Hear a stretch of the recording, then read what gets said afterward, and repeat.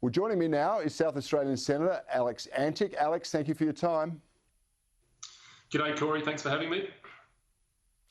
You're welcome. Look, mate, I've got to tell you that I think the Marshall government has completely overreacted to this. We've got 23 cases. 16 or 17 of them are directly in one family.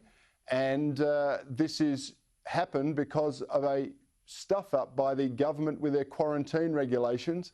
And now the whole state has been locked down, including those who are maybe 1,000 kilometres away from this epicentre. How are you seeing it? Well, look, I think this is always going to be difficult. There's never going to be a perfect solution for this. 2 days ago, I spoke to Chris Kenny on your station and indicated to him that I thought that this would get significantly worse. It hasn't, thankfully. We've only had, I think, a couple of cases in 2 or 3 days, none yesterday, which is a great surprise and a great relief. I think at that stage, when you look at what was happening with some sensible restrictions, things were travelling reasonably well. And at that stage, I said, look, I don't see any hope that we would dive back under the doona, to use the Prime Minister's language.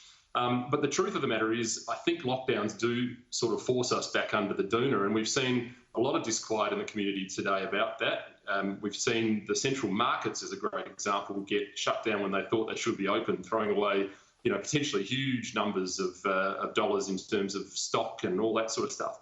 So these are very real concerns for retail outlets, for small business people, and as you quite rightly say, for regional people.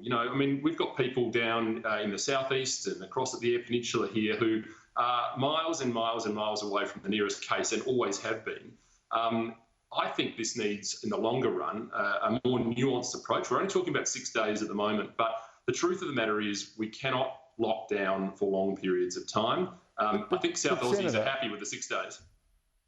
Yeah, but, well, many of them, I'm sure, Senator, are happy just to have a holiday. They don't see the long-term implications of this.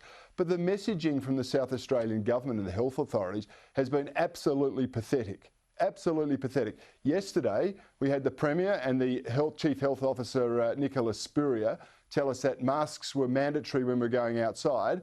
And then today they say, no, they're just recommended because the logistics of getting masks out across the region is too hard. So they've had months to prepare for it. They've failed to do it. You've got Nicola Spurrier saying that you're allowed to go to the bottle shop in order to help alcoholics and to reduce domestic violence, all the while that she's been saying for a decade or more that alcohol contributes to domestic violence. And you've got the police department on their website saying you're only allowed to go to the supermarket. So who do you pay attention to here when they're contradicting each other and they can't keep their message straight from one day to the next?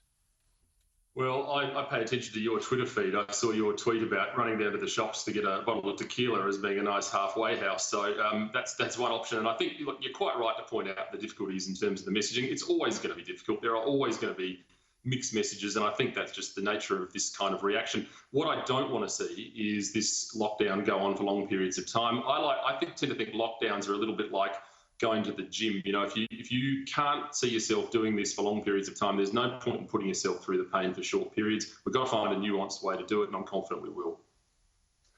Well, one final thing here, Alex. We've been told that this strain is more deadly than any strain before, even though no one has died from it. And what are the implications that when 23 people have this virus, no one is dying, no one, to my knowledge, is in hospital? How many times are we going to have to go through this open and shut process where businesses, as you point out, are wasting stock, they're trashing their brands and their businesses, no one can plan, and the government doesn't seem to care? Well, I'm not sure the government doesn't care, but I think the manner in which we go about, fixing this solution in the long term has to be without lockdown. It simply can't go on. We've had businesses that were close to the wire anyway, who are now clearly going to be even closer to the wire. We talked about the possibility of a second wave doing great damage to small businesses, and it will. So this has got to be a very, very short-term approach. I don't want to see it go on any longer than 6 days.